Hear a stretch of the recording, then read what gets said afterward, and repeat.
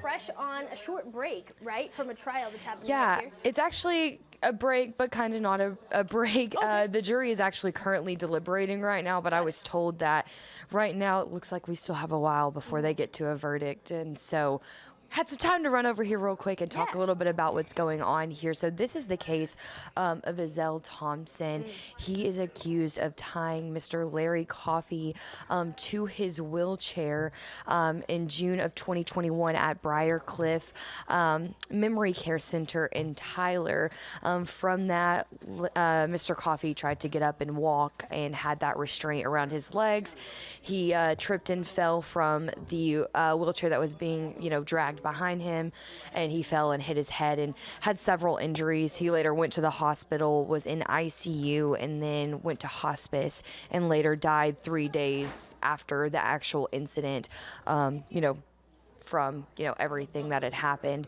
He was a dementia patient, so basically that's kind of what the defense is trying to say here, that this kind of played into what happened to him, and he had 4 previous falls before this. Right. So they say that Thompson was trying to help him by putting him in that restraint to keep him from falling and hurting himself. Got it. So yeah, this morning the defense was up for their examination of their witnesses, and they brought one witness who we had already met yesterday from the state, who had brought them, and she is a, I guess, medical expert physician, as well as she works at East Texas Hospice Center here, and she was actually the one that signed the death certificate. And as I was telling Michaela yesterday in this, there was 2 separate death certificates. There was one that originally just stated that he passed away from his dementia.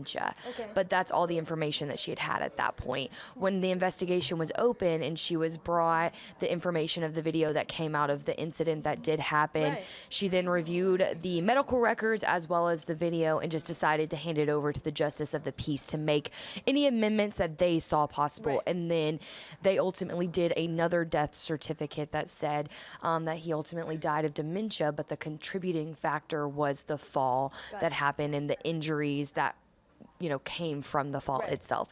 So she basically just kind of cleared that up for the jury and the defense, and just kind of talking about her reasoning why she did that and everything like that, and what information she had from the medical records that made her want to open this investigation further and kind of hand that information off for more examination. So that was just at the very beginning of things, but that was the only witness that they actually did call to the stand, and so it immediately went into closing arguments.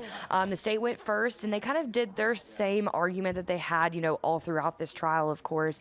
They were just saying, they believed that, obviously that this did happen. They're not saying that it didn't in any way, but that, because this happened, the injuries that he got from that fall contributed to his death ultimately, and that they're looking for manslaughter with this. Now, the jury has 2 options here.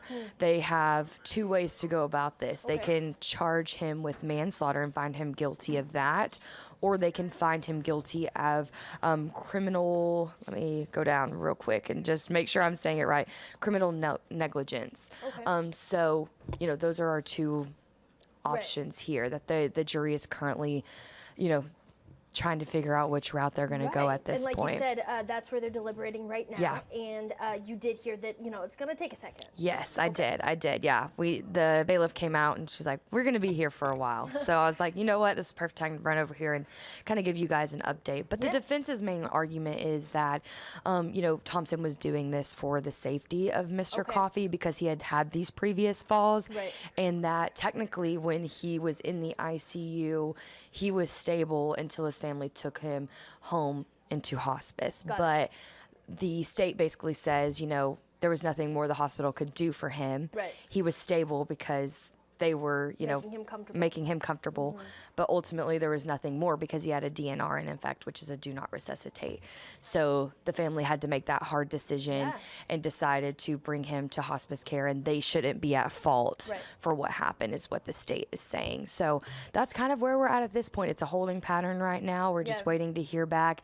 Not a lot of people that are actually in the courtroom itself. There's some of Mr. Thompson's family there, but that's about it. And Mr. Coffey's daughter is also in the courtroom as well. So, we're just kind of waiting at this point, and that's what's happened up until, right now, today. Right. So Absolutely. A lot of people in that courtroom waiting with bated breath to see what the jury comes back from in deliberation. Avery, thanks for sliding in here.